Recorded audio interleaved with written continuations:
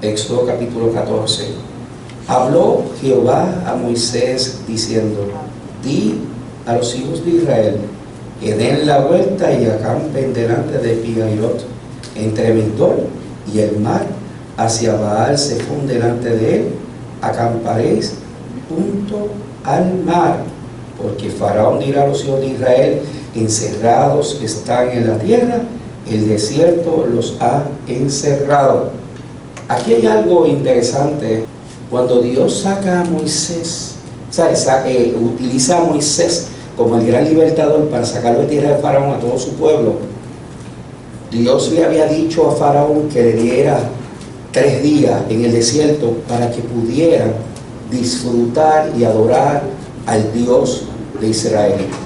Pero lamentablemente Faraón no pudo. Dios envía a Moisés contra Faraón y ocurre en el contexto de las 10 plagas. Todos conocemos esas 10 plagas. Éxodo capítulo 10 empieza a hablar sobre el concepto de las 10 plagas. Cuando ya no quedaba alternativa, lo saca con mano fuerte. Pero hay algo interesante, y es que cuando sale de tierra de Faraón, Dios permite que todo el oro y el dinero de los egipcios le fueran entregados al pueblo de Israel. ¿Por qué? Porque había sido esclavizado y mal pagado por muchos años, y teniendo todo ese oro, podían entonces cobrar justamente todo lo que se le había dejado de pagar. Así que Dios es tan bueno que se aseguró de que ellos no salieran con las manos vacías. Pero una vez salen, comienza la procesión hacia la tierra prometida, la tierra de Canaán, la tierra que fluye leche y miel. Es interesante porque cuando salen, ellos estaban programados para llegar más temprano, más rápido a Canaán. Pero hubo un pueblo que no permitió que él pasara por allí. Por eso Samuel, en 1 Samuel capítulo 15, ve pues y hiere a Amalek y destruye todo lo que tiene, no te pierdas de él, y mata a hombres, mujeres, niños y en los pechos, vacas y ovejas, camellos y asnos. ¿Por qué?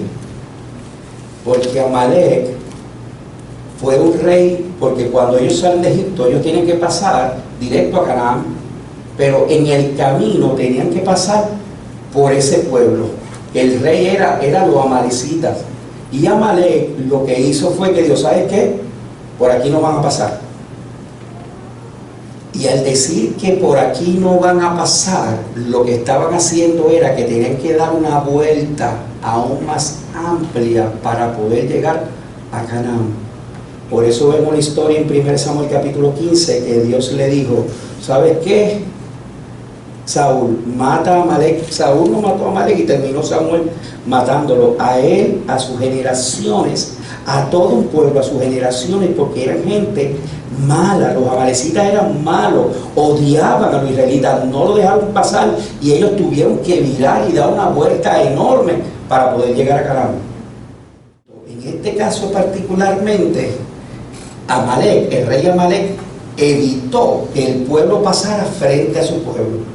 Dice que podían los israelitas coger y destruir al pueblo, porque eran muchos, eran numerosos, venían en caravana y podían destruir al pueblo de ellos, a los amalecitas, cuando ellos son un pueblo que tenían armamento, y los judíos siempre han sido nómadas, pastor de ovejas, de ganado, de baños, ¿saben? Nada, ellos nunca fueron con instrumentos de guerra. Mira a David con una piedra y una onda. Así es Dios. Entonces ellos evitaron que eso ocurriera. Pero interesantemente es que cuando evitaron de que pudiera llegar a su destino, que se le hicieron difícil, Dios tenía un programa hecho para resolver esa situación. Y eso lo llevó al Mar Rojo. Para que aprendan, ¿verdad? Y tengan el conocimiento. ¿Por qué tuvieron que entrar al Mar Rojo? Por Amalek. Por eso es que Dios, en 1 Samuel 15, cuando lo lees, destruyó todas sus generaciones y los exterminó sobre la faz de la tierra. Porque tuvo Dios que hacer el proyecto. Pero ¿sabes qué? Aún dentro de esos procesos, Dios los permite, porque así es que establece la diferencia y establece su gloria. Escucha bien, eso hizo que entraran ellos al Mar Rojo. Cuando ellos se encuentran, que van dirigidos, y para poder entrar, escucha bien, allá a Canaán, tuvieron que ir por el Mar Rojo. Ahora, el Mar Rojo, ¿tenía necesidad Dios de hacer ese milagro para todo el efecto? No podía coger y ir por otro lado. Pero Dios prepara los escenarios para demostrar su gloria en un pueblo, en una iglesia, en una familia, en un ministerio y en la vida del ser humano. Éxodo capítulo 14 dice: habló Jehová a Moisés diciendo: di a los hijos de Israel que den la vuelta y acampen delante. Y dice delante de Pi-hahirot. ¿Tú sabes lo que significa Pi-hahirot? Soplar. Pi-hahirot, el contexto de soplar es boca del desfiladero. Así que había una montaña, escucha bien. Estás en un lugar alto, en una montaña. Todo el mundo ha visto la historia de Moisés, por lo menos pretendo que todo el mundo la haya visto. Que está como en una montaña, está preocupado porque está metido en un problema donde el problema no era Faraón que venía detrás.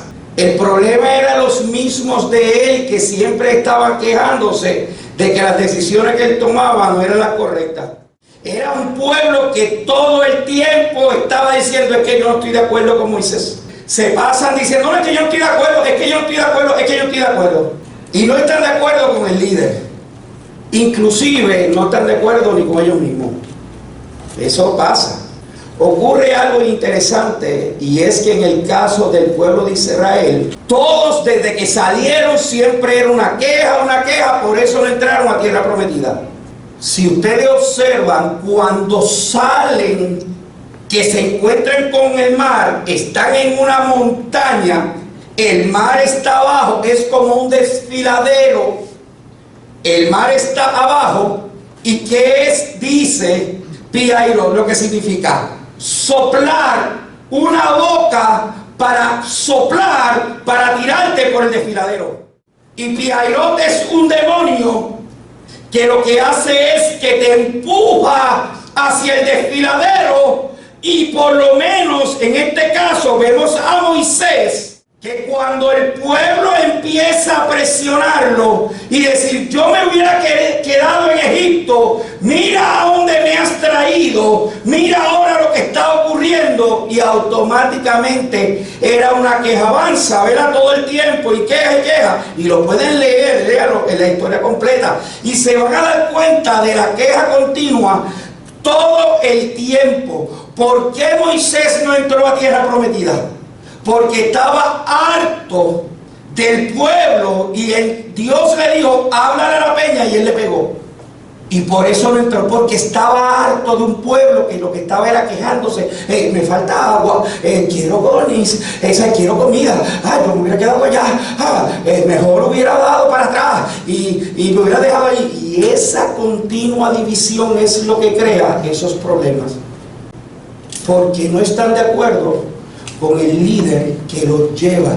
Hay caminos que al hombre le parecen bien, pero su fin son caminos de muerte. Eliseo cogió y estaba con Giezi. Giezi veía a la gente que iba a destruir el pueblo, pero en el caso de Eliseo veía a los ángeles que destruirían a todos aquellos que querían destruir el pueblo. Pero como no tienes la visión, entonces es que te encuentras con ese problema todo el tiempo, hablando que no estoy de acuerdo, que si X y es la cosa, porque no ves por encima de lo que tú miras y lo que tú miras de frente. Pero lo que ve el hombre de Dios, que Dios pone, lo pone por encima de las circunstancias.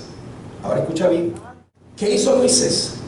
Como todo hombre de Dios, se encuentra siendo dirigido por Dios, y de momento se encuentra de frente con el mar Rojo. ¡Qué fuerte!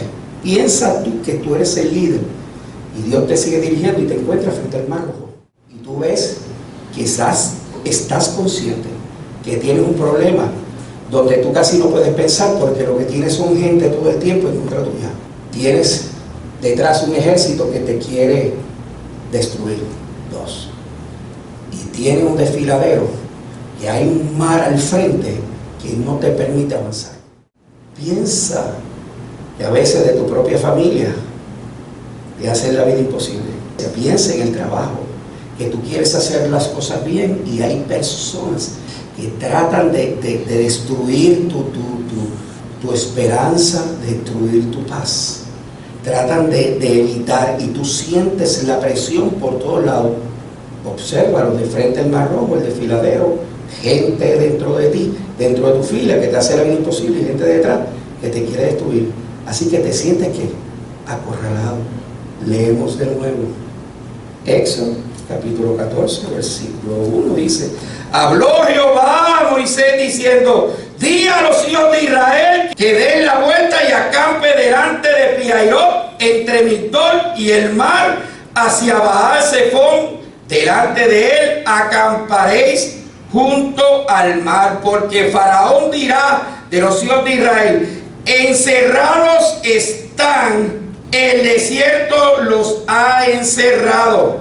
Están turbados, están conmovidos, aprisionados, rendidos, callados, no saben qué hacer. Esos escenarios en la vida son los que Dios provoca para manifestar su gloria y frente a tu adversario levantarte como poderoso gigante. Pi-hahirot es un demonio que buscará la manera que te encuentres acorralado y estés dispuesto a brincar, porque posiblemente cayendo en el mar tiene más posibilidad que te arresten, te maten o te lleven nuevamente a tierra de esclavitud. Migdol significa gloriosamente. Es un milagro, gloriosamente, un proceso de milagro. Y Baal-zephón significa destructor, tormenta, huracán. Ahora, entendiendo los principios, si tú estás aquí y tienes gente haciéndote la vida imposible de los tuyos, tiene una boca del desfiladero que te quiere destruir, y tiene un pueblo que te quiere matar y esclavizar y volver atrás. La Biblia dice: aquel que pone la mano en el arado no vuelve atrás. ¿Y qué hizo? Automáticamente, simple, cuando no sepas qué hacer, alza tu mano y comienza a adorar a Dios. Yo no sé qué hacer, yo no sé qué tú vas a hacer, pero yo vine a adorar a Dios. Entonces tú levantas las manos. Posiblemente en el camino levantes las manos y la gente se burle de ti, porque dice: es un tiempo que tienes que tomar acción, tienes que tomar una decisión. Pero es mejor levantar los brazos y escuchar a Dios que te dice: ¿qué tienes en tu mano? Marcha, escucha. Cuando Dios quiere que marche y cuando tú lo estás adorando, ¿qué diferencia? Tú estás adorando a Dios y Él dice: ya es tiempo de marchar. Quiere decir que hay tiempo de acampar, hay tiempo de marchar, hay tiempo de adorar a Dios, pero el tiempo de marchar, comenzar a caminar, a ejercer el destino profético, a ejercer el milagro por el cual estás en ese momento. Porque estás ahí porque Dios lo permitió, no para destruirte, sino para que tú puedas ver lo que Él puede hacer en tu vida y ponerte como un trofeo, ponerte como Dios hizo con Job. Has visto a mi siervo Job, varón esforzado y valiente. Así que te pone en vitrina delante de tu adversario. Unge, como hizo con David: unge mi cabeza, mi copa está rebosando, ¿verdad? Pero cuando habla en el Salmo 23, dice que Él adereza su mesa en presencia de mis angustiadores. Entonces Dios sienta a la mesa a los hombres y mujeres de Dios para que descansen y confíen, para que vean lo que Él va a hacer en medio de los procesos, para que otras personas vean lo que Él hace en ti cuando tú puedes confiar, sea en tu vida, en tu matrimonio, en tu familia, en la iglesia, en tu trabajo, en la relación con Dios. Satanás siempre buscará llevarte a los más rojos de la vida, pero solo lugares donde Dios prepara el escenario para hacer milagros, portentos y maravillas. El 1. di a los hijos de Israel que den la vuelta y acampen. Pero mira lo que dice, delante de Pi-hahirot, entre Migdol y el mar hacia Baal-Zifón. Delante de él acamparéis junto al mar. Quiere decir que vas a tener personas al frente y personas al lado que te hagan la vida imposible. Pero es en ese lugar donde aparentemente no hay escapatoria que Dios produce el milagro.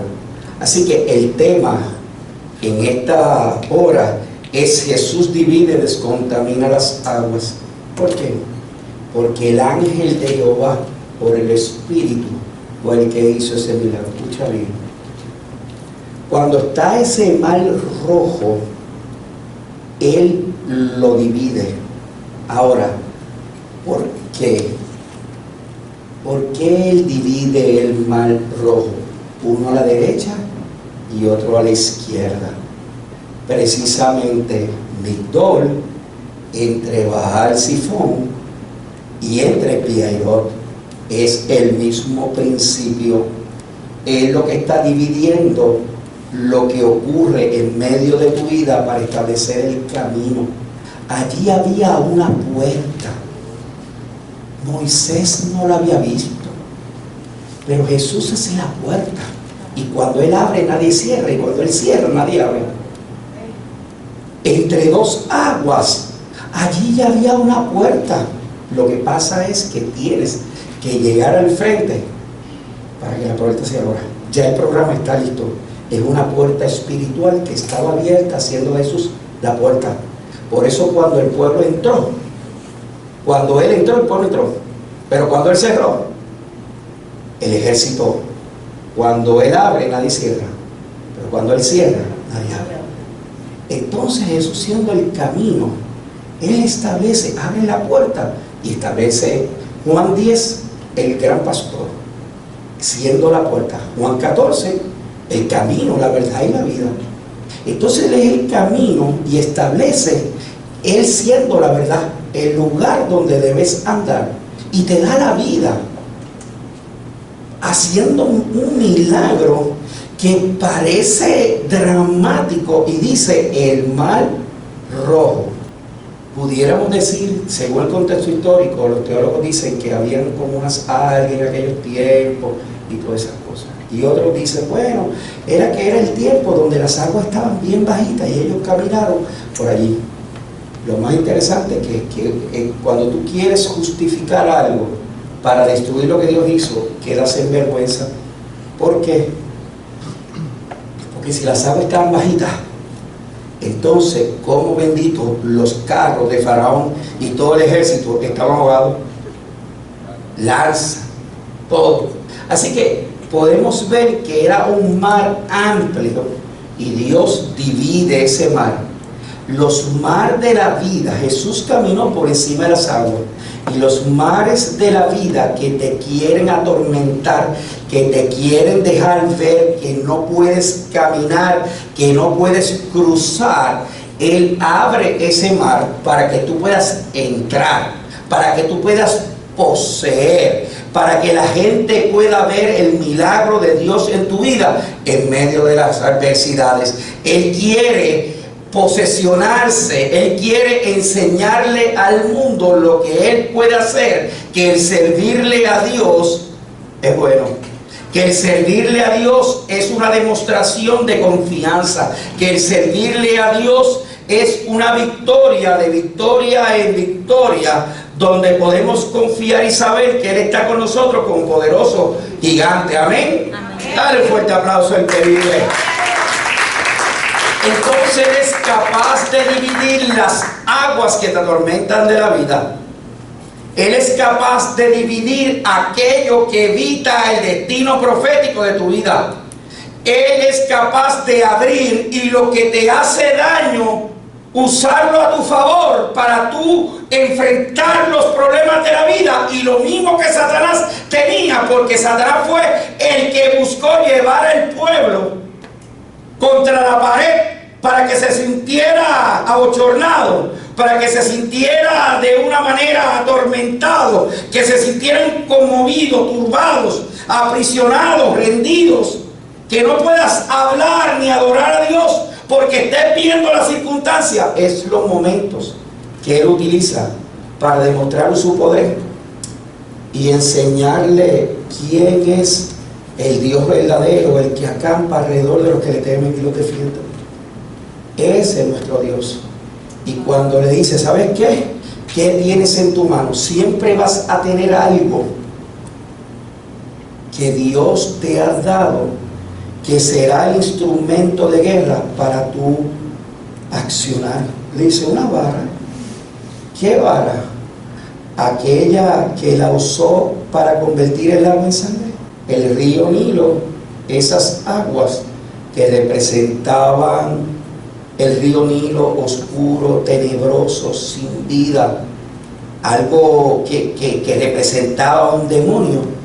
Dios usa una vara para convertir lo que representan en sangre. ¿Por qué? Porque voy a destruir mediante sangre a todo aquel ejército que va a querer destruirte, y voy a utilizar entonces esa misma sangre, ese mismo principio, para abrir. A uno lo destruyo, pero a uno le abro la puerta. A uno un río lo convierto en sangre, pero a un mar rojo lo hago que abra entonces como consecuencia ese accionar, ese camino para que puedas caminar por encima de las adversidades de la vida. Éxodo capítulo 14, versículo 26 dice, Jehová dijo a Moisés, extiende tu mano sobre el mar para que las aguas vuelvan sobre Egipcio, sobre sus carros y su caballería, ¿verdad? Así que ahí cogió y quedó ellos sellados, destruidos. Dios en el Éxodo 15 establece un cántico. Entonces cantó, fíjate el versículo 1 del capítulo 15, dice, entonces cantó Moisés y los hijos de Israel este cántico a Jehová y dijeron, cantaré yo a Jehová porque se ha magnificado grandemente, ha echado en el mar el caballo y el jinete, y Jehová, mira la declaración, es mi fortaleza y mi cántico y ha sido mi salvación. Este es mi Dios y lo alabaré, Dios de mi padre, y lo enalteceré. Jehová es varón de guerra, Jehová es su nombre. Pero ¿qué pasa? Luego viene el cántico de María, la hermana. En el versículo 20 viene la hermana, la profetisa, hermana de Aarón y de Moisés. En el versículo 20 tomó un pandero en su mano y todas las mujeres salieron en pos de ella con panderos y danza. Y María le respondía, cantad a Jehová, porque en extremo se ha engrandecido, ha echado en el mar el caballo y el jinete. Escuchen bien, siempre en la vida, siempre. Hay un refrán de pueblo que dice que la gente no se queda al lado. Satanás nunca, hasta que el Señor lo aprisione en cárceles espirituales, que será el destino final, nunca se dará por vencido. Siempre buscará y escucha que tus victorias sean pírricas. ¿Y qué son pírricas? Que no tengan grandes consecuencias en tu estado de ánimo emocional y espiritual y físico, para que sepas que le diste un asalto y él dice, no te preocupes, me ganaste un asalto, pero ya todavía tú no estás empezando a disfrutar, cuando ya él está buscando la manera de cómo nuevamente preparar algo para destruirte. Ahí es, y quiero que entiendas esto, siempre Satanás va a buscar que luego de la victoria de los mar rojos de la vida, va a buscar aguas de Mara para que sean aguas amargas y tu victoria se convierta en algo amargo. Escucha bien, fíjate lo que ocurre. Ya te dije del mar. Una vez salen del mar rojo, que ven ellos lo que ocurrió, bien, wow, tremendo, la gloria de Dios, columna de nube y columna de fuego. Escucha bien, la columna de nube, hago la observación, representa a Jesús, al Espíritu Santo, observando lo que acontece. La columna de nube es como encubriendo a su pueblo, para que el pueblo que te es de adversario no pueda verte te encubre, te tapa, te aparta, es como la gallina de los polluelos. Así que la columna de nube lo que hace es que te aparta de todos los adversarios. Ahora, la columna de fuego es el contexto de que es la luz, es como una antorcha que va dirigiendo tu camino. Es el Espíritu Santo, que ese horno humeante y antorcha de fuego, Génesis 15:17, que va dirigiendo tu camino. Amén. Así que para que tengas ese contexto de la columna de nube y la columna de fuego. Ahora, fíjate que luego que salen, el pueblo es destruido, entra como consecuencia en escena Moisés. Y cuando llega, vuelve la queja de la gente: tengo sed y voy a tomar agua. Y cuando probaron el agua, esa agua está amarga, me hubiera quedado en Egipto. Ay, Dios mío, pero mira dónde me lleva Moisés. Fíjate que Moisés le está dando gracias a Dios por el milagro. Mírate en el 20, en 15:20, donde hasta el versículo 24 del 20 y 21, María hace lo mismo, da gracias al Señor. Pero mira lo que pasa en el 22. Dice: e hizo Moisés que partiese Israel del Mar Rojo y salieran al desierto de Shur. Escucha bien: e hizo Moisés que partiera Israel del Mar Rojo y salieran al desierto de Shur y anduvieran 3 días por el desierto sin hallar agua. Así que Moisés, que fue salvado de las aguas, primero del río Nilo, luego del Mar Rojo, así como su pueblo, ellos parten de Israel del Mar Rojo y salen al desierto de Shur y anduvieron 3 días por el desierto sin hallar agua.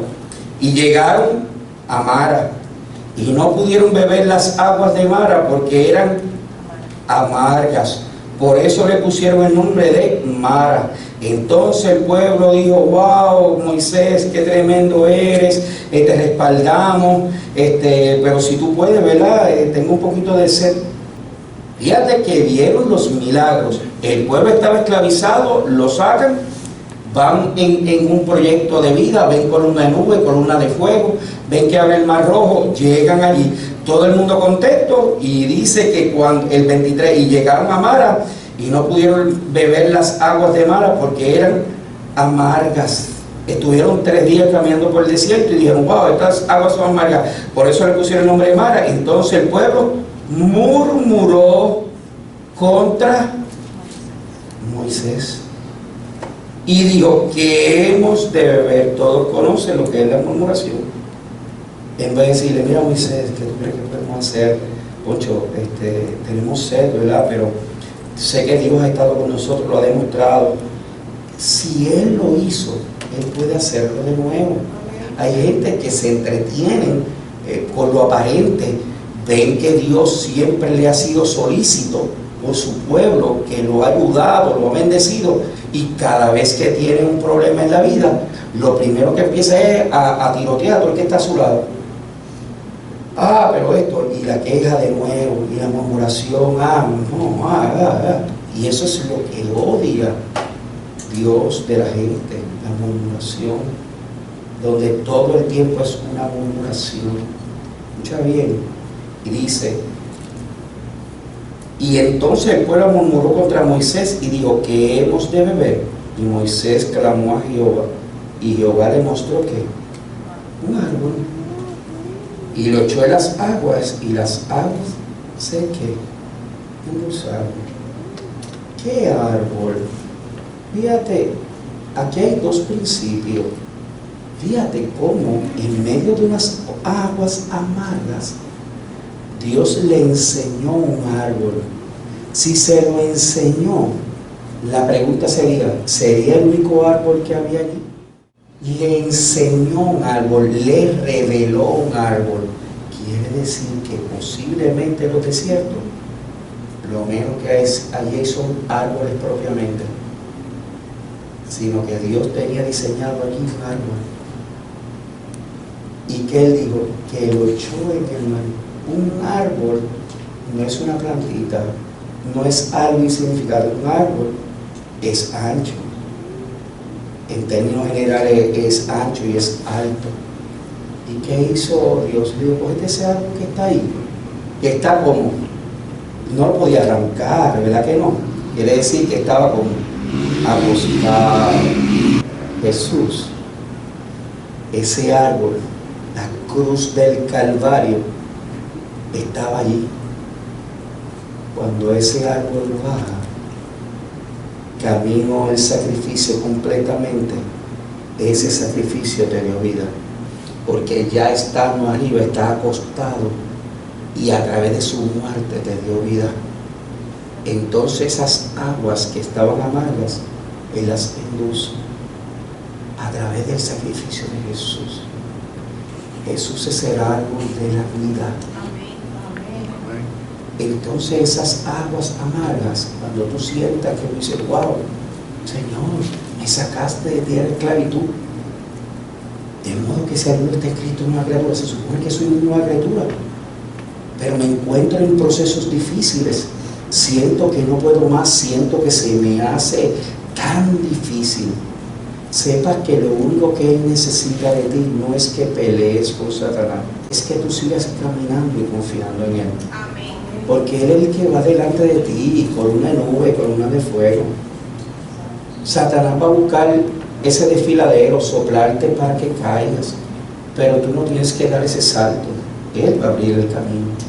Y cuando encuentres en medio de tus victorias que digas, wow, qué bien, gloria a Dios, tengo una victoria, lo primero que te va a dar, obsérvalo, termina el 14, el capítulo 15, tú declaraste que Jehová es bueno, María tu hermana declara que Dios es bueno, y ya Satanás te tenía unas aguas amargas, que estuvieras 3 días, pero al tercer día resucitarías. Al tercer día había agua. Unas aguas amargas se convirtieron en aguas salutíferas. Entonces Jesús es el agua de la vida.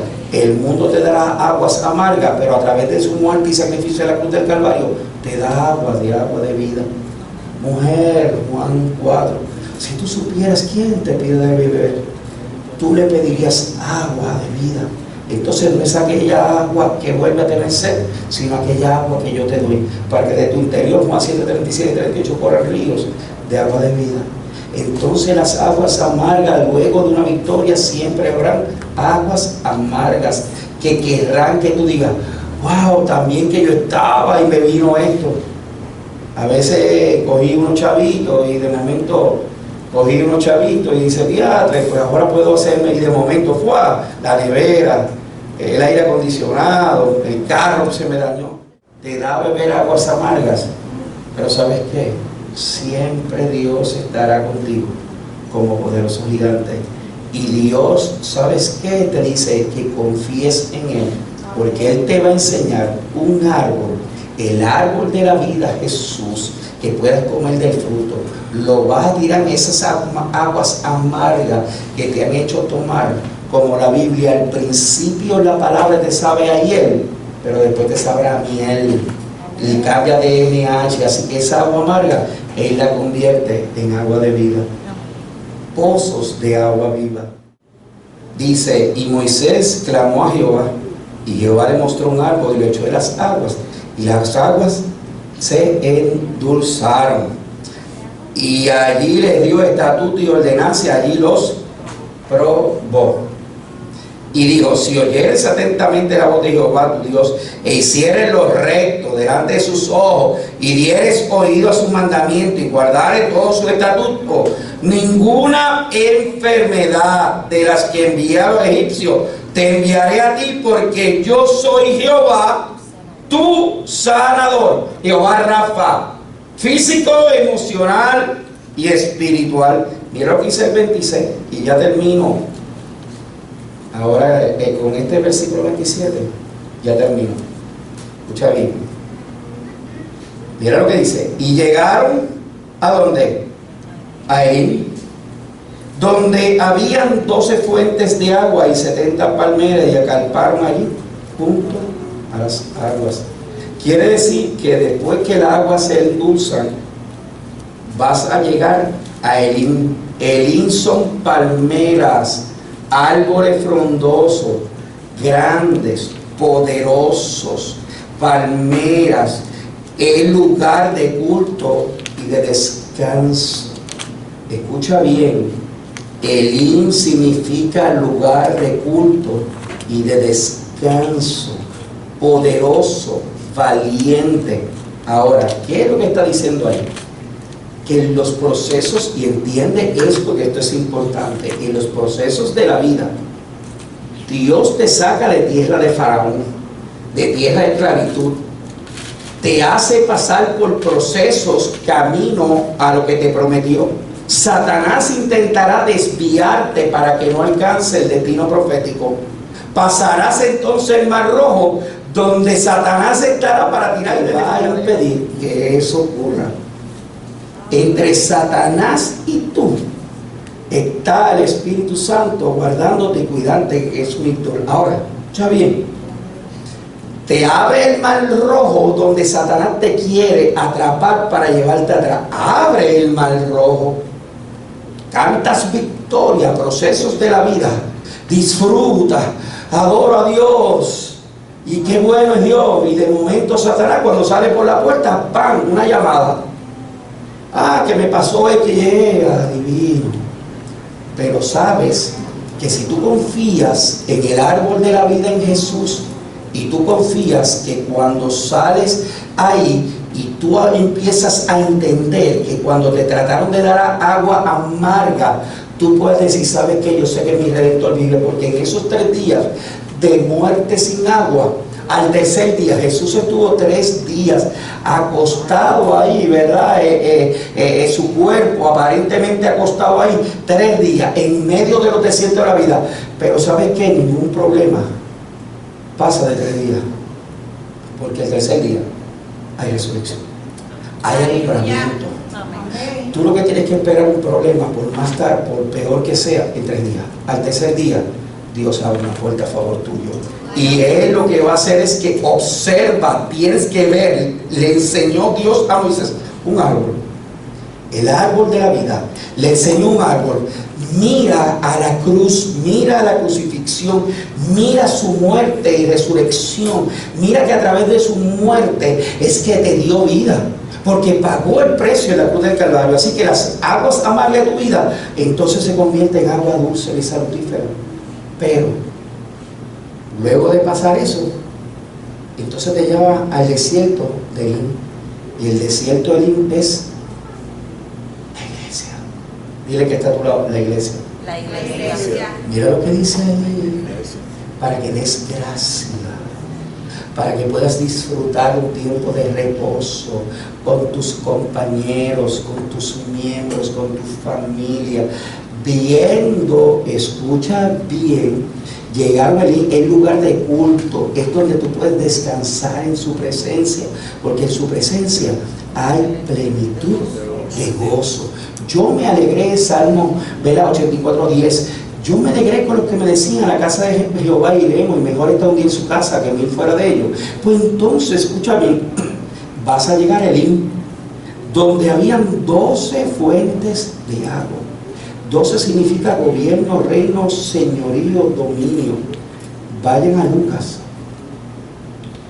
12 fuentes de agua y 70 palmeras. 12 fuentes de agua y 70 palmeras. Y acamparon allí junto a las aguas, como árbol, Salmo 1, como árbol plantado junto a la corriente de las aguas, que da su fruto en su tiempo y su hoja no cae, y todo lo que hace prosperará. Entonces, como árbol plantado junto a la corriente, acampado junto a las aguas. Ahora vayan a Lucas. Esos 3 textos y termino. Lucas 6. Los 12 apóstoles, dice, en aquellos días él fue al monte a orar y pasó la noche orando a Dios. Así que Jesús fue al monte a orar y pasó la noche orando a Dios. Y cuando era de día, llamó a sus discípulos y escogió a 12 de ellos, a los cuales también llamó apóstoles. Entonces, cuando tú vas a Éxodo 15:27, búscate Éxodo 15:27, te darás cuenta que dice, y llegaron a un lugar de culto de descanso, donde habían 12 fuentes de agua. Pues esas 12 fuentes de agua, ahí dice que son los 12 discípulos. Escucha bien, vete a Marcos, dice que estaban en un monte a orar. Después subió al monte y llamó así a los que quiso. Fíjate que Lucas 6, del 12 al 16, dice que Jesús subió al monte a orar. Pero Marcos dice que cuando subió al monte, pues tiene que añadirle que, como dice Lucas, oró. Pues entonces quiere decir que cuando subes al monte, tú subes al monte a orar. Y entonces, igual que a los discípulos, como dice Lucas 12:16, 6, 12, 16, aquí dice, llamó así a los que él quiso. Quiere decir que hay algo interesante. No es a lo que a uno le da la gana, es lo que él llama. Quiere decir que cuando Jesús subió al monte a orar, dice al monte a orar, en Lucas 6 del 12 al 16, en Marcos 3 habla que dice que subió al monte, no dice a orar, pero sabemos por Lucas que oró. Pero dice que cuando los llamó, aquí Marcos dice algo que no dice Lucas, a lo que quiso. Entonces se trata de lo que él quiere. Amén. Amén. Dice, y llamó así a los que quiso y vinieron a él, y estableció a 12 para que estuviesen con él y para enviarlos a predicar. Así que cuando llama, él va al monte, ora, llama a los que quiere, los convoca, los establece a los 12 para que estén con él, para que caminen con él, que sean discípulos, para que después sean apóstoles. Y dice, y para enviarlos a predicar y que para que después tuviese autoridad. ¿Para qué? Para sanar enfermos y para echar fuera demonios. Quiere decir que Dios, uno, fue al monte, antes de llamar a los 12, lo primero que hizo fue al monte. Oró. ¿Por qué al monte? Porque subió a la presencia de Dios de manera figurada. Sube al monte, ora, escoge los que quiere y después que los llama para que estén con él, caminen con él, para que se vuelvan entonces discípulos, para que después sean maestros, pero tengan entonces autoridad para sanar enfermos, resucitar muertos, todo, para que se cumpla el proceso. 10 cumplimientos, 10 procesos desde el momento que te concibe, te llama para que cumplas un destino profético. Ahora, escucha bien. Ahora vete a Mateo capítulo 10, versículo 1. Entonces, llamando a sus 12 discípulos, les dio ¿qué? Autoridad sobre el espíritu inmundo. ¿Para qué? Para que los echasen fuera y para sanar toda enfermedad y toda dolencia. Y dice el 7, y yendo a predicar, diciendo, el reino de los cielos se ha acercado, sanar enfermos, limpiar leprosos, resucitar muertos, echar fuera demonios. ¿De gracia recibiste? ¿Dar? ¿De qué? De gracia. ¿Verdad que sí? Ahora vayan a Éxodo 15, 27, de nuevo. Voy a ir ahí, que es lugar de culto y de descanso, como roble de justicia, y dice, llegaron ahí donde habían 12 fuentes de agua. Si Dios ve a sus discípulos como fuentes de agua, así nosotros entonces debemos ser fuentes de agua. ¿Para qué una fuente sirve para dar agua? ¿Pero cuál agua? Las aguas de manantial, porque ya no eran. Quiere decir que si tú eres una fuente, tú no puedes dar aguas amargas. Tú tienes que dar aguas de manantiales, que la gente tome agua. Porque ¿para qué agua si no tienes sed? Pero si tienes sed, a todos los sedientos, Isaías 55:1, vendrán las aguas. ¿Está entendiendo? Y dice, y 70 palmeras, 12 fuentes de agua y 70 palmeras. Después de estas cosas, designó el Señor también, porque ya le habían hecho 12 fuentes de agua, designó el Señor también a otros que 70, a quien envió de 2 en 2 delante de él a toda ciudad y lugar a donde él había de ir. Entonces el desierto de Elim es el lugar de culto, es el lugar donde tú compartes, Es el lugar donde se deben reunir los 12 y los 70. Los 12 que sean discípulos y se convierten en maestros, y las palmeras que sean fortaleza, que también lo envíe de 2 en 2. Y si es de 2 en 2 sería un grupo de 35, 5 y 3, 8. Un grupo de 35, porque a los 70 lo envió de 2 en 2. Quiere decir que había un discípulo. Escucha bien, había un discípulo. Eran 2 discípulos, pero había uno. Un discípulo. Y habían 2. 1 y 2, 3. 1 y 2, no es 3. 1 y 2, 1 y 2. Un discípulo y dos discípulos.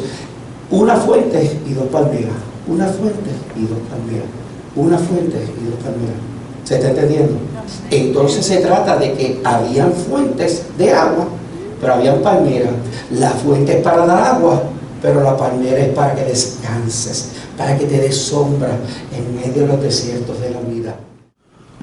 Buscará la manera de que puedas observar los milagros más dramáticos en la historia de la vida, pero siempre a través de Él, porque Juan 15:5 dice: sin mí nada podéis hacer. Entonces te sacó de tierra de Faraón, de esclavitud, te sacó al desierto. Encontrarás que habrán personas que van a buscar la manera de que no puedas ir directo a disfrutar de Canaán, de tierra de leche y miel, para que tú disfrutes, y entonces va a buscar la manera de que te desvíes.